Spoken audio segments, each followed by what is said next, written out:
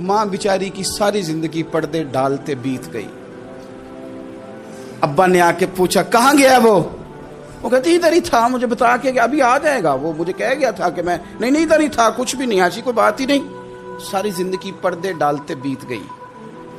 अब्बा कई दफा घर में लड़ाई की, बेटे को मारा, अम्मा ने आगे बढ़ के पुत्र के हिस्से की मार भी खाई, लेकिन उसी बेटे की शादी कर दी तो अम्मा को पता चला कि ओहो मैं तो समझदार ही नहीं थी, मेरा तो पुत्र मुझे कह रहा है अम्मा तू भी तो कभी सियानी हो जाया करना, अगर वो बोलती है तो तू ही चुप कर जा। तो फिर उसे एहसास होता है कि ओहो मैं तो सारी ज़िंदगी बेवकूफ़ रही, मैं तेरा दिफा करती रही, तेरे हिस्से के थप्पड़ खाती रही, और मुझे आज तूने बताया कि तू सियानी नहीं थी, आज तूने बताया कि तू अक्लमंदी नहीं थी, अम्मा तुझे क्या पता, मेरी बीवी के सामने तू ही सियानी हो जा। वो टूट जाती है, बिखर जाती है, वो कभी पलट के देखती है तो उसे बड़े सारे जख्म ताज़े होके दिखाई देते हैं। वो यार मैं ही सियानी नहीं थी। सुनो ना, इमाम हसन रदी अल्लाह ताला अन्हु फरमाते हैं, इमाम हसन ने कोई लंबा वक्त नहीं अपनी वालिदा के साथ गुजारा, छोटे थे तो सैयदा फातिमा ज़हरा रदी अल्लाह ताला अन्हा विसाल कर गईं।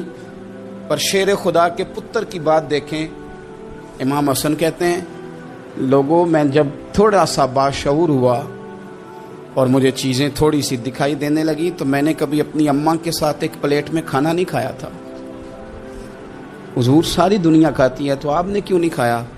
तो फरमाते डर लगता था कि कहीं ऐसा ना हो कि जिस लुकमे की तरफ मेरी माँ अपना हाथ बढ़ाए कहीं मैं ना उठा लूँ, बेअदबी ना हो जाए। डर लगता था। मैंने यहाँ तक भी ना, क्योंकि माँ तो माँ होती है, मैंने यहाँ तक भी माँ का एहतराम किया, रोटी खाने में भी तकदीर नहीं की। यहाँ माँ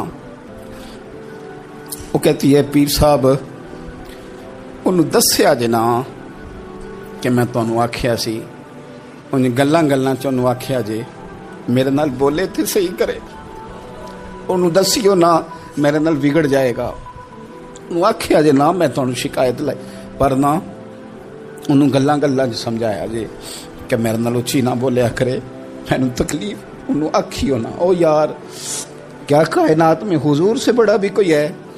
लेकिन हजरत हलीमा सादी आई हैं तो क्या मेरे नबी उठ के खड़े नहीं हो गए? हुजूर ने इकराम दिया तो इकराम देने से कद बड़ा होता है, छोटा तो नहीं होता। खुदारा अपने बड़ों का इकराम करना सीखें। इन्होंने किसी ने आपको जगह दी होगी, किसी ने आपको नौकरी दी होगी, लेकिन माँ बाप ने तो जिंदगी दे दी, औलाद को जवानियाँ दे दी, सारा कुछ दे दिया, और बच्चे हैं कि समझते नहीं। एहतराम के जज्बे अपनी तबीयत में लाएं, बेअदब ना बने, सुबह अदब ना कभी करें। आप ना कभी कोई ऐसा काम ना करें जिससे ना तकलीफ बढ़े, जिससे आजमाइश बढ़े। आप एहतराम वाले रहेंगे तो खुद भी सजे संवरे निखरे रहेंगे। अपने बुजुर्गों को पहल करें, बुजुर्गों की तरफ, यानी आप घर के अंदर छुपा के सेब अपने कमरे में ना लेके जाएं, छुपा के चीजें ना रखें, बल्कि पहल करें बूढ़े अब्बा से, पहल करें अपनी वालिदा से, वहां से आगाज करें। आप देखें बरकतें कितनी होती हैं।